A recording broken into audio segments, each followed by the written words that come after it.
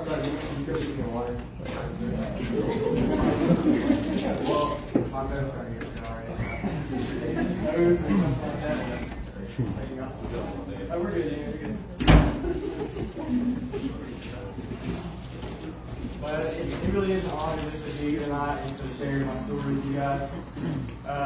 Before I get started into my story, I want to share a couple things. I'll be looking at my phone. I got all the stuff on notes, little bullets. So I wanted to talk a little bit about myself and who I am. My name is Noah. I am 19 years old. I'm currently a college student at Somerset Community College. I'm going to be transferring to the University of Cumberland to pursue a degree in elementary education. I will probably be minoring in Christian studies. I do have a heart for this stuff. I absolutely love it. I decided, when I called Sean, I called him about 4 or 5 months ago, probably around December, wherever he's at, around December.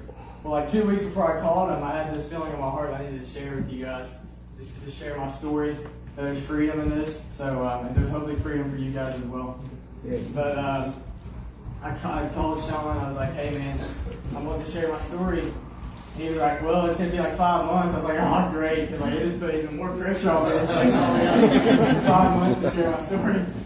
But it was kind of a hard call to make, because for the 2 weeks leading up to when I called Sean, I kept having these thoughts in my head. Like the first one, it was like I couldn't share because every time I would come to CR, I would only hear about something with drugs or alcohol abuse. But then, like it was like later that night, I just flipped on to watch Celebrate Recovery. I was at Carson's house. I was watching for about 20 minutes, and there was somebody talking about suicide. So I was like, well, that just shot that one in the foot. That's just the devil trying to talk me out of it. And then the next one was the hardest one for sure. He was like hitting me with all this stuff about my mom and dad, my grandparents, not accepting who I was. And then maybe a week after that, after debating sharing my story with them, I sat down with mom and dad and shared my story, and they were all for it. They were all pumped. So all the obstacles were out of the way. So I was like, well, time for me to call Sean. So I called Sean, and that's why I'm here. So in case anyone doesn't know what a testimony or what a story is, I'm just going to try to share the earliest part of my life I can remember until like right now. That's how we always say it whenever we share life groups or something like that. And no, I'm not going to be able to hit on every single day from whenever I'm the earliest I can remember. There's no way. I'm just going to kind of hit on the big things that happened in my life. So I grew up in this church my whole life. For 19 years, I've joined 3 strands about 5 months ago. But so I grew up in this church. I said I got saved when I was 8 years old.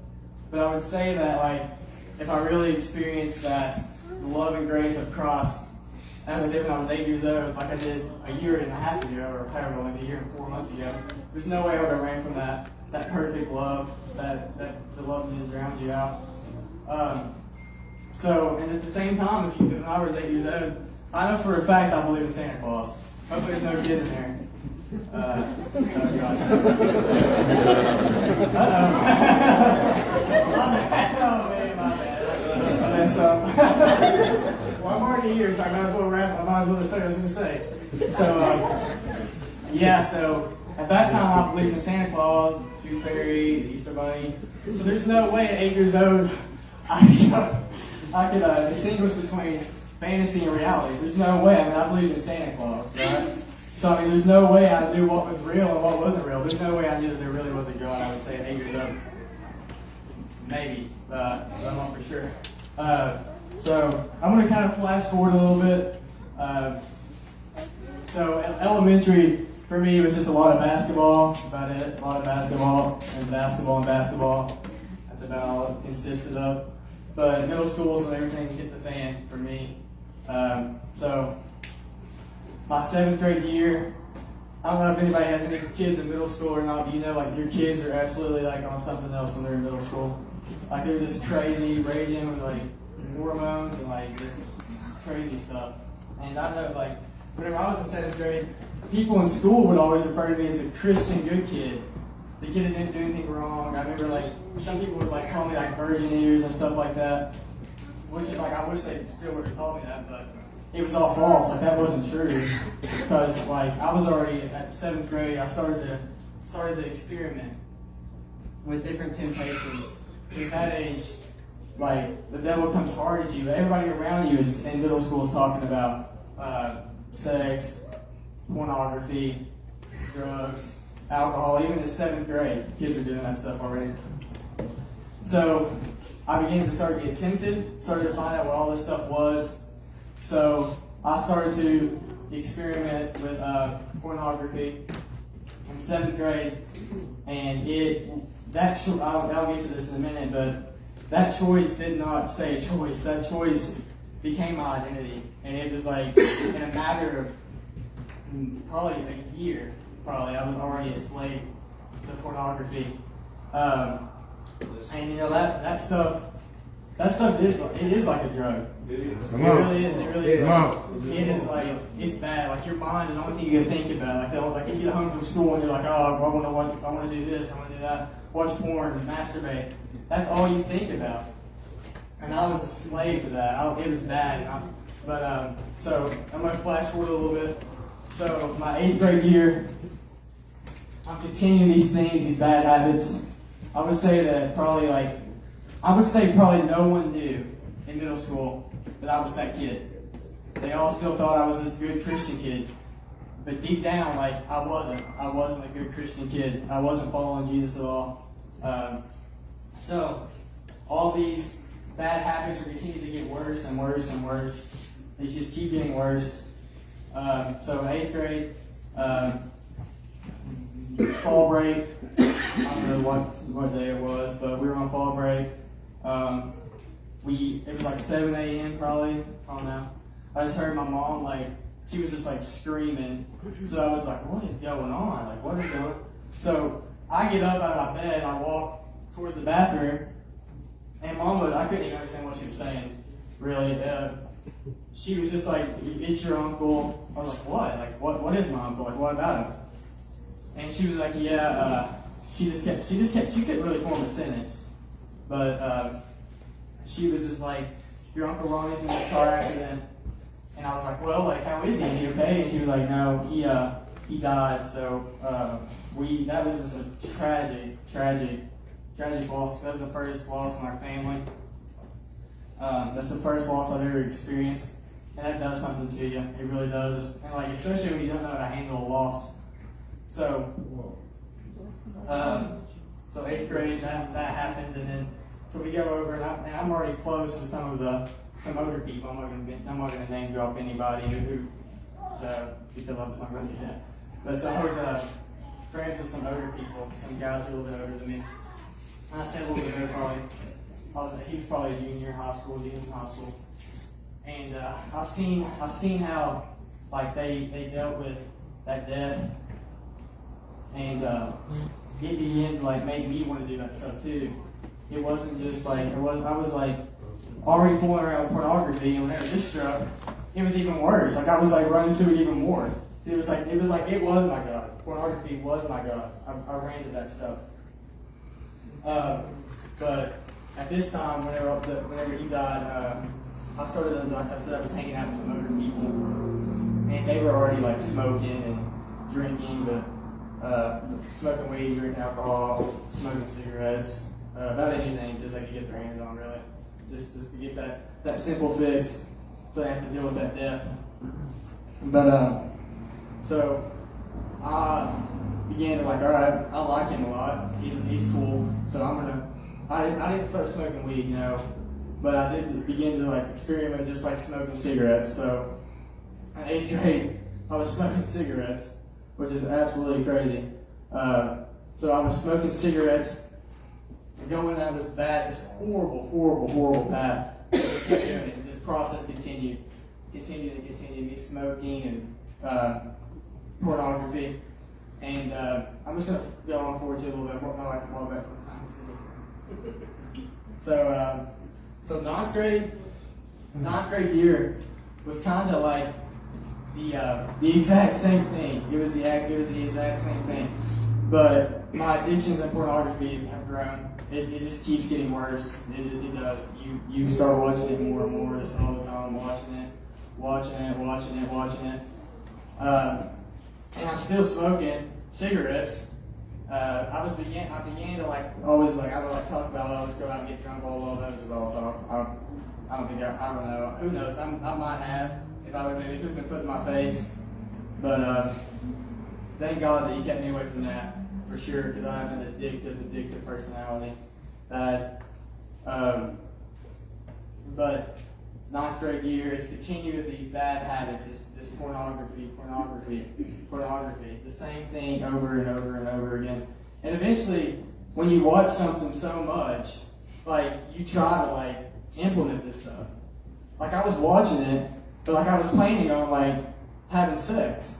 So I just kept watching it, and I was like, well, I'm not having sex yet. Ninth grade, I'm not.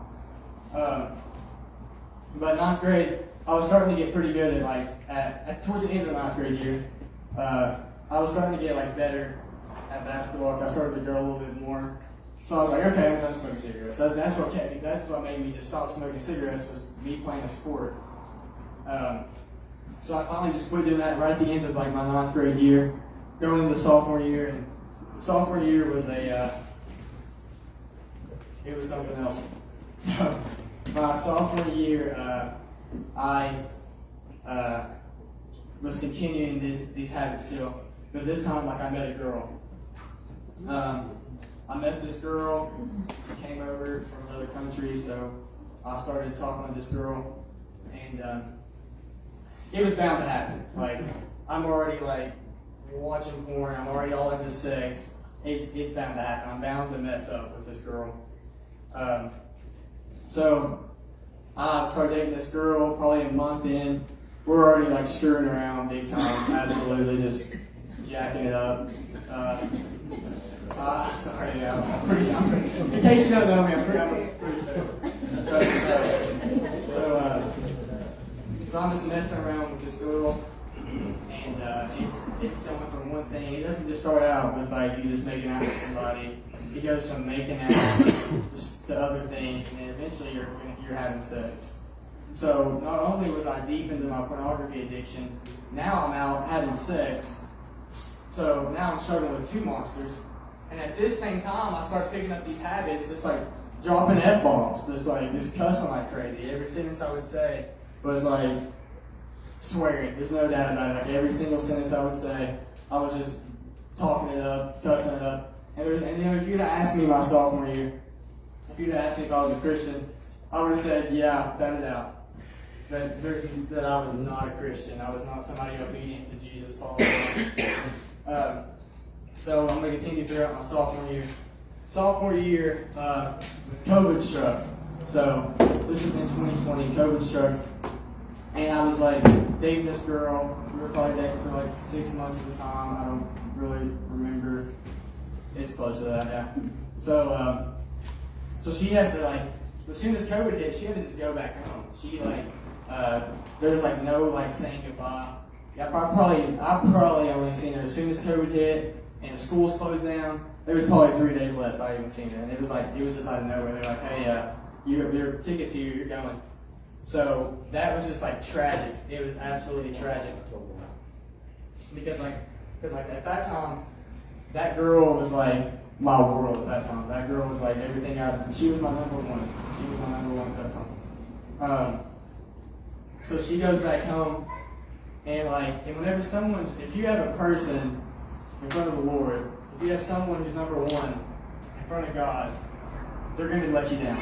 They're going to let you down. It's bound to happen, and God never will. But so she ends up going back, and my life was already consumed around her. So I just started to become depressed. I would stay in my room probably all day. There was a point where I would even wake up in the summertime at 6 a.m. just because she's 6 hours ahead of me. Unbelievable, but I don't know why I would do that. I won't do that for anybody. So I would wake up at 6 a.m. just to see this girl. That's how deep I was into it. And I would not even I wouldn't even come out of the house. Like, I think the only time I hung out with Carson was living with me and her broke up. For like 3 months. I literally was in my room on FaceTime with a girl for 3 months. And that is super draining, for sure. And, you know, we weren't even, we weren't having sex, obviously, because she was back home. But, like, we were sexting and sending nudes, and we were doing that stuff online. Yeah. So, it wasn't much better. I mean, it's not very pure. So, around June of 2020, me and this girl decided to break up, and that absolutely wrecked me. It destroyed me. I mean, I was trying to do better with just pornography and stuff like that, just because I was dating a girl, I felt like that was cheating. But I mean, it absolutely wrecked my world, and it did something to me mentally. It really did. I started getting deep into pornography again, bad.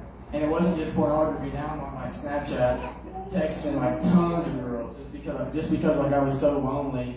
I would just think that was kind of fun. It was kind of a game for me to text random girls and hit on them. I tell them that I like them or something like that. Just leave them on for about a week, just so I could get news off of them. It was horrible. And so I was sexting all these other girls just right after this happened. So after I said we broke up. So I started some more bad habits, and as you can see, my life is completely just full of bad habits. So 11th grade comes around, and I'm still heavy into pornography now, and I'm just texting other girls, just having fun like that. That's what I thought was fun. My language is worse than it probably ever has been before that time. So 11th grade rolls around, and I'm already jumping into another relationship with another girl, and it probably, I don't know how long, but it was probably the first day we were already screwing around, just absolutely just dumb stuff, not pure at all. None of these girls that I was with was ever pure, or we didn't even strive for purity, nothing like that at all. So 11th grade, I'm messing around with a new girl, and when I start dating this girl, I'm already texting up all these other girls on Snapchat, so I'm still dating this girl. You're good. So I was still dating this girl, and I was snapping all these other girls on Snapchat. So I'm dating her, snapping all these other girls, and I'm also getting nudes off these girls. I'm cheating on this girl, and I'm cheating on this girl with tons of other girls, because I just thought it was fun, and it was a game to me. It literally was a game to me. What? And it was it was a game, but it was also an addiction. I really enjoyed it. I really did enjoy it. So 11th grade, I jumped back into that relationship, and then going forward about December, yeah. That girl, the foreign exchange student, she starts texting me again, the foreign exchange student, and I start to text her. So then I was just playing around with her while I have a girlfriend. So I'm texting both of these girls, one girl I'm dating and then one girl I wasn't. And I'm talking to all the other girls on Snapchat. So then going forward, I even it was probably around May 2021. We was going into my senior year. We had a tournament in Shelby County, and I was talking to this girl, the foreign exchange student. I'm hey, I'm just gonna come see you.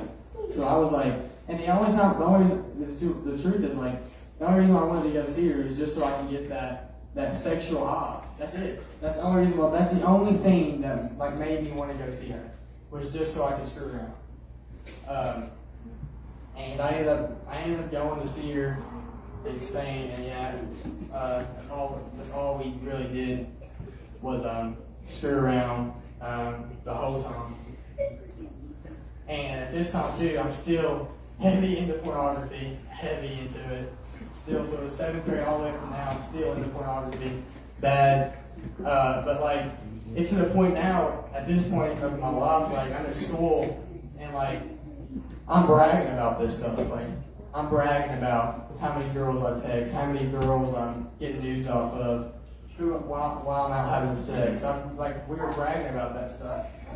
And like I said, like if you had asked me even then if I was a Christian, I would have said yes. And no, I wasn't. So I'm going to go on towards 12th grade. So 12th grade rolls around my senior year.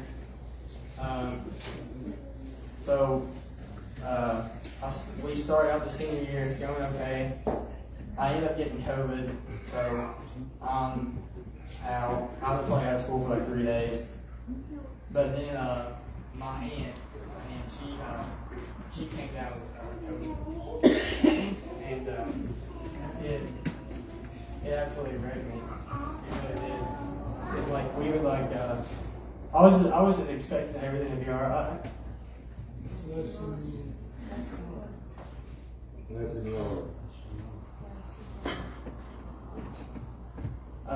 So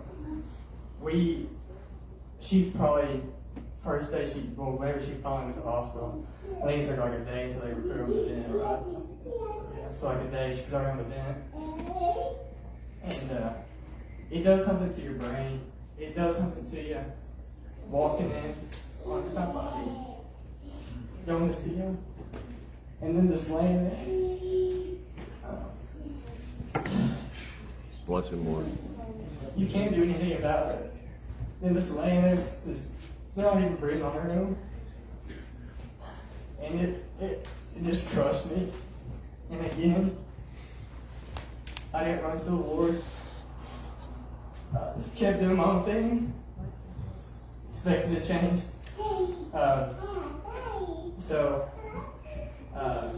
That happens, and then again, as soon as hard times hit, I just ran straight to pornography or 2 other girls. That's all I was doing. So as soon as this hit, I get into at that time. That's probably the heaviest I was ever into pornography. At this time, it was for sure the heaviest time I was ever in. I was probably watching it 4 times a day. It didn't matter. I would just do it all the time, and I ended up getting a new girlfriend. Running to the girls again, expecting them to fix all my problems. And that didn't work. Same thing. Just not having any boundaries set, no purity, no striving for purity.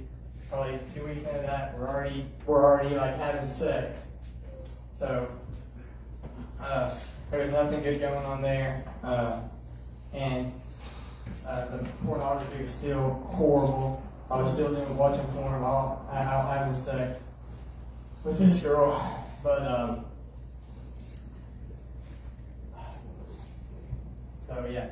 so that would have been about December of 2022. Okay, so December of 2022. So right before we go on our Christmas break. So I was dating this girl, doing all this stuff with. Me and her break up probably like right at the end of December. And Carson, I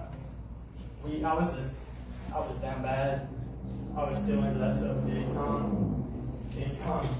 Just still playing around with girls, just doing whatever I wanted to do, watching porn. And Carson reached out to me, he's being a good friend he's always been, but he reached out.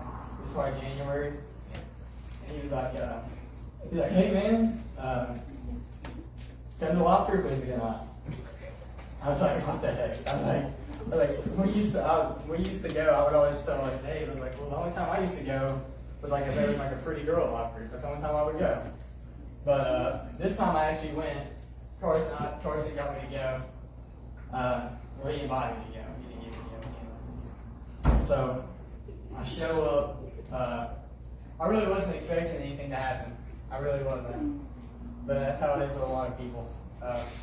So I showed up. We started out. We ate for the first hour. We're just hanging out and stuff. And then our youth pastor, his name's Brad. They were doing this like little thing on like what is sin. That's what the whole series was about for the 3 weeks. So I just showed up for the first part of the series was what is sin. And sin is and like they said, like sin is anything that separates you from God. That's sin. And like all my life, I'm still going to church. All my life, I heard what sin was. I knew what sin was, even up to that point.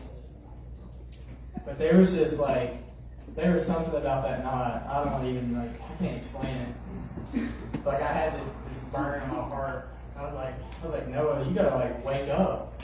Like what you're doing is like you're like straight up you're gonna go to hell. Like my lifestyles, my choices, not having a relationship with the Lord, like I was gonna go to hell. And I remember on the way back home, I was just playing some Christian music, it was Sunday and stuff like that. So on Sundays I was Christian, I guess.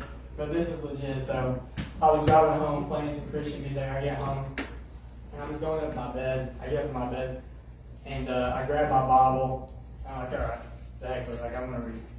So I open up, and I started out reading Matthew, and something about that, I don't even know. It's just like hearing like all this stuff Jesus has done for us. And I get this it got to me big time. It really did. And I remember that night I asked Jesus to save me. And I texted Carson that night. I was like, man, I'm done. I'm done being a phony. I'm done being part of the world.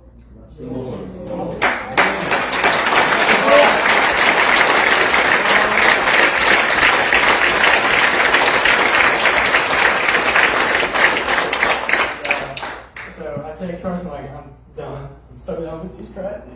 Like I was like, I want you to hold me accountable. So and Carson's shoes, like he's the only one out of the whole group that's probably trying to follow Jesus. Just Cars, out of the seniors anyway, that I hung out with every day. So I remember like if we meet in class and stuff, I might slip up, drop an F-bomb. Because whenever you start following God, like I used to think like that'd be the easiest, like this is gonna be easy.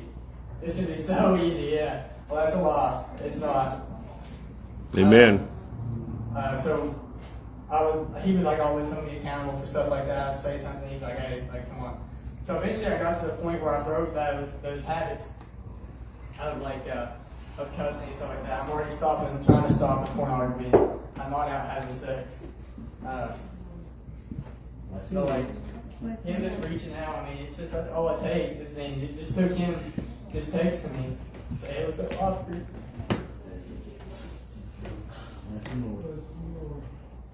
And it's changed my life. I really experienced the love and grace of Jesus. And I love it. Come on.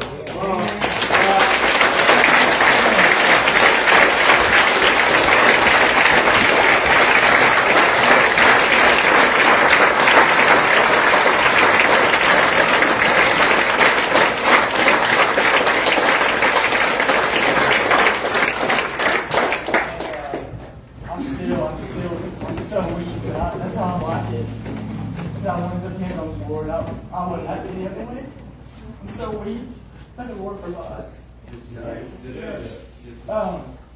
And it's been ups and downs. It really has been since I've become a Christian. Jesus said you'll suffer persecution. And that's for sure true. I was the guy in school who just played around, did whatever I want, lived a life, did whatever. I just did whatever I want, really. And I remember probably March of that year, so 2 months after I got saved and started hearing stuff like people like, oh, he's fake, I guess not legit, he's not really a Christian.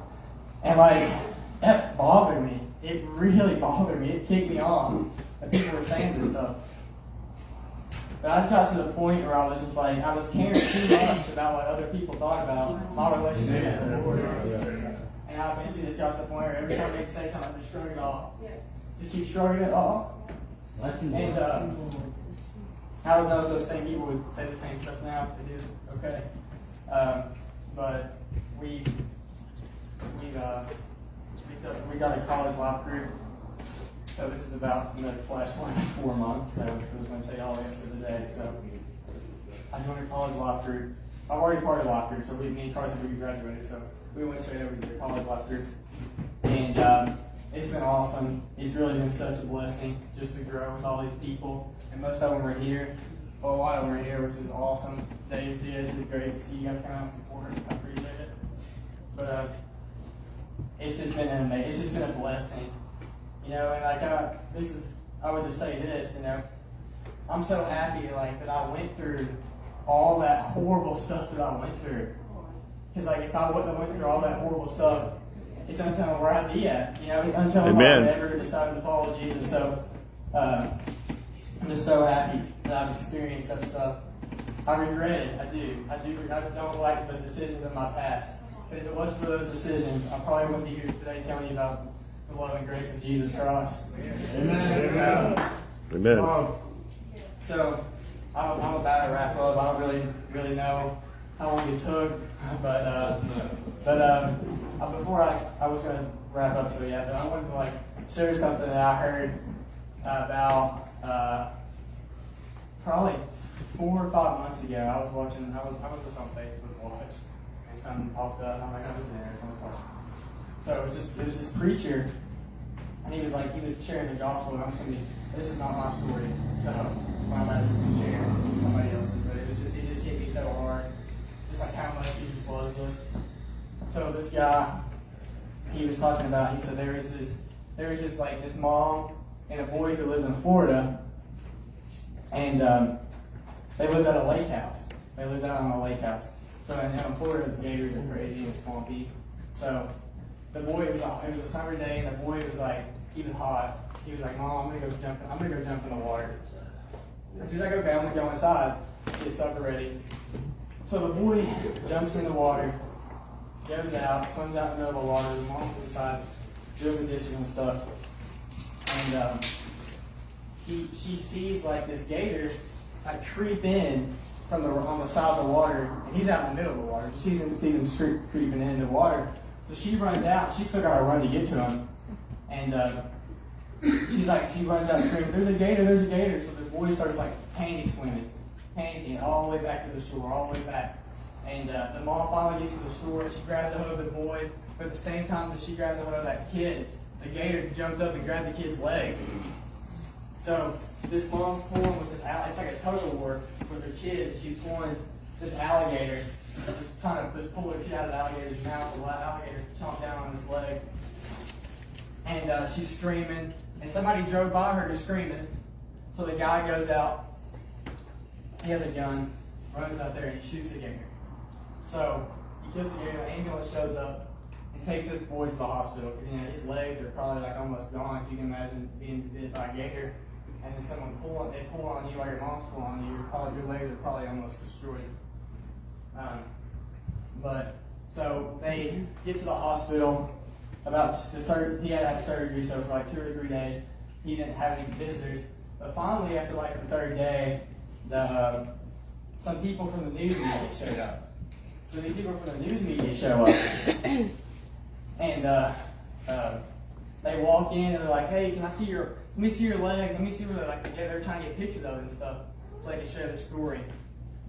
So the kid shows them his legs, and then the kid reaches up his arms like this, and he was like,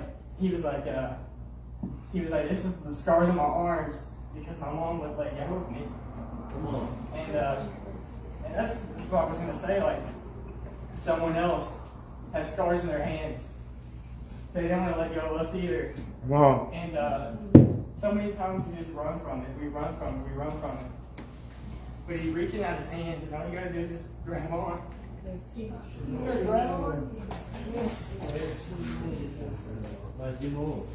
change your life. Yes. Amen. Jesus pleased with us. He says, "Come as you are." Just come as you are. You don't have to be on the front for God. He already knows. Come on. There's nothing you're doing right now that's secretive. He already knows. Come on. And we're all sinners in need of grace. And so I started following Jesus. I've not been perfect. That's not how that works. I need the same grace that saved me a year and 3 months ago. The same grace I need every single day of my life. Amen. This sin no longer has control over my life. It doesn't. I still sin, but it doesn't own me anymore. I'm a follower of Jesus, and that's my story. Amen.